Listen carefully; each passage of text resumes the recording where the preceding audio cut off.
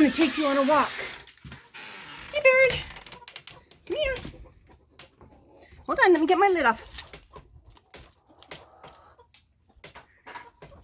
And close the door without dropping the water. Okay, you ready? Come on. Come on. Where shall I put it today? What do you think?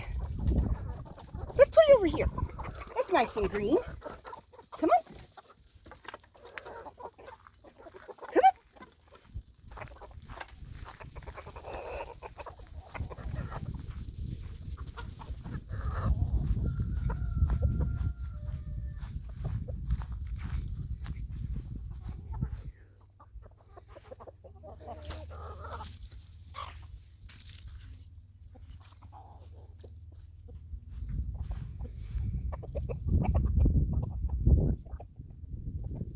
Oops, got the hat on wrong. There we go. That'll work better. Okay, let's go for a walk. I'm going to leave that right there for now. All right. I am getting frustrated. Not a lot, but a little. I went on YouTube this morning, and I always go looking for videos about people who are farming, people who are planting, people who are growing chickens. The problem is that I very seldom find, got one. I very seldom find people who are growing the way I do.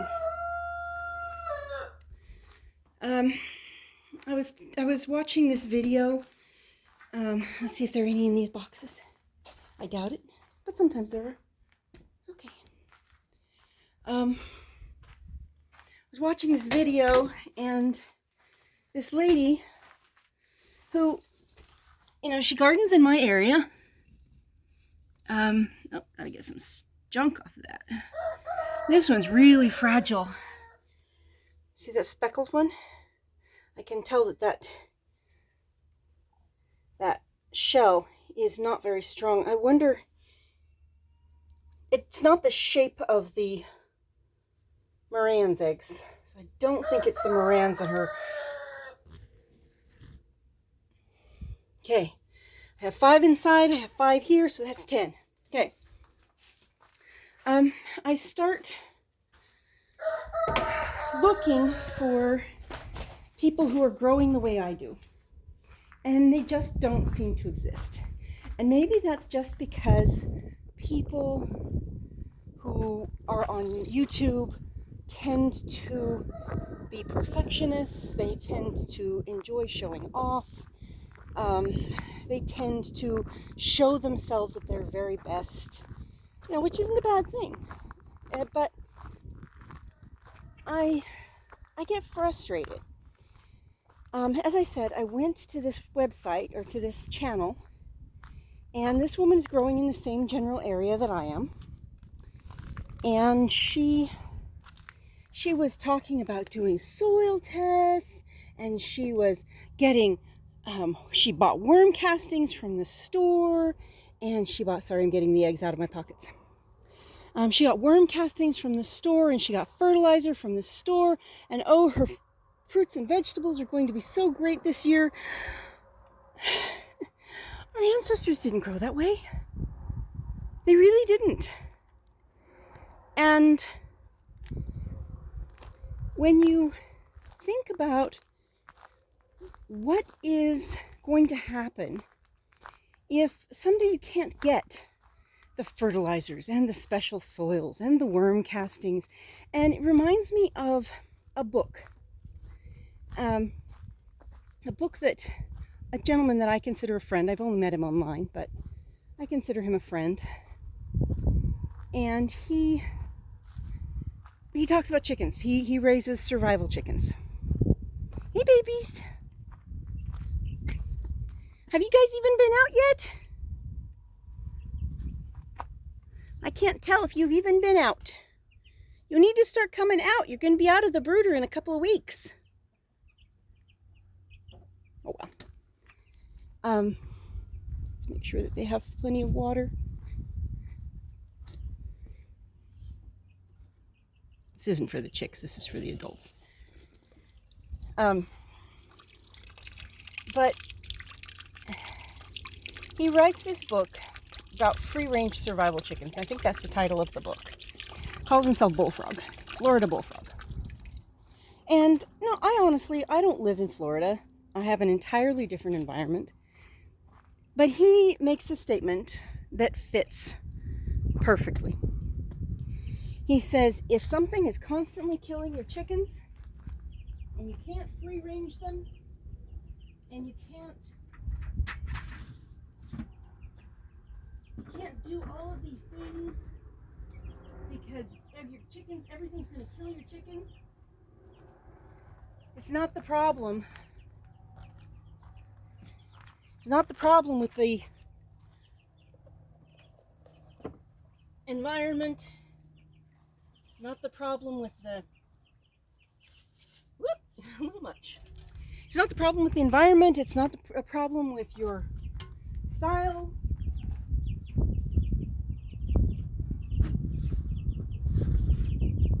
You simply have defective chickens. And that fits. And it fits very well. If your plants can't survive without a light, without bottom heat, without all of these other things, you have defective plants. So, you see them? They're going in for their lunch. They got their treat, now they get their lunch. We got defective plants.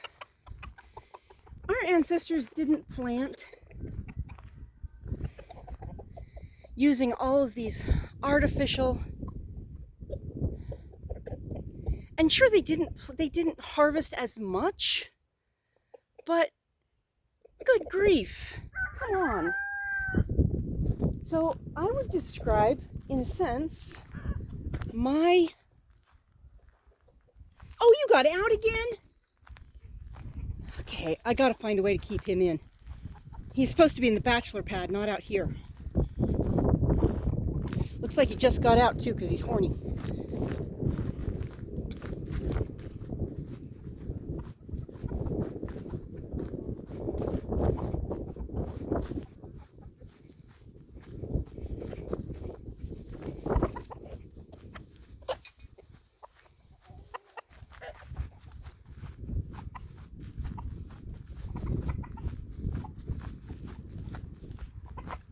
I put him back in the bachelor pad last night.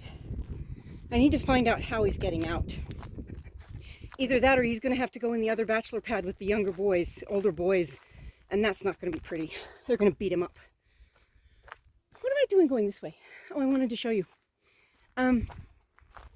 Sorry, detour. Hey, girl. Hey, what's the matter? Is he beating up on you? Is he being a jerk?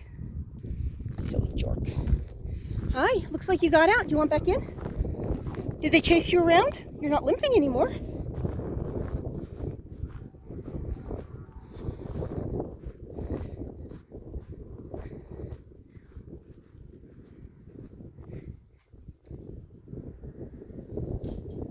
Let's see where he goes tonight.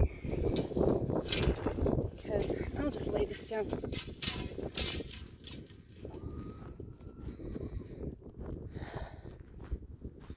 So no one seems to be, and I know there are people who are doing it. I just don't find channels or documentation or whatever. So, wood chips. There's a section over there that I broad forked and put in corn and beans. I was going to put the sweet corn in this area, but there's way too many tree roots in there. Can't even get the broad fork into it.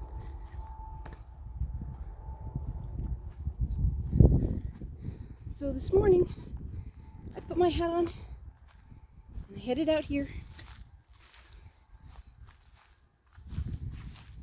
this is my dry garden. And right now, I am partway through planting the beans. There's a piece of trash I need to pick up. I'm partway through planting the beans. Once the beans are in, I need to plant the corn.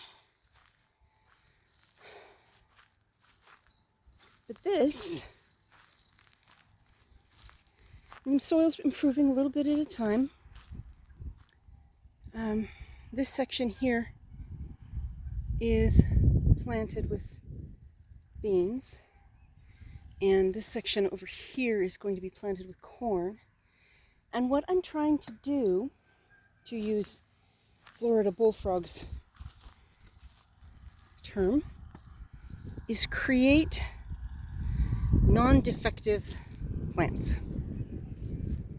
Create plants that can actually thrive in clay soil,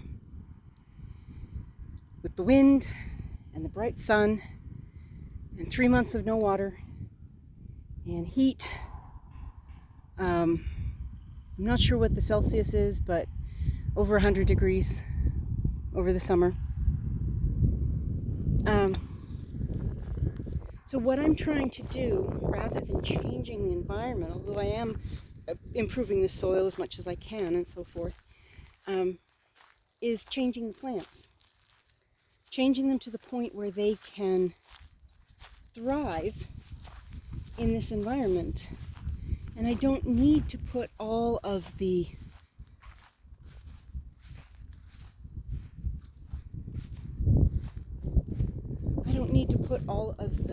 nonsense in the soil. I can't even see what I'm looking at. Probably can't even see her. I don't have to put all the nonsense in the soil because the plants are good enough to do it. They're good enough to survive. What we've got is plants that were created hundreds of years ago in some cases, designed for environments that had very mild temperatures and lots of water, lots of sun. You can't transplant a plant into an area like this that has water spring and fall, but no water in between. And sure, I can water, I have it, but why should I?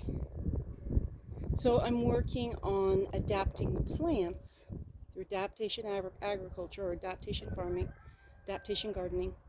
I'm working on adapting the plants to the area rather than adapting the area to the plants. I'll talk with you later.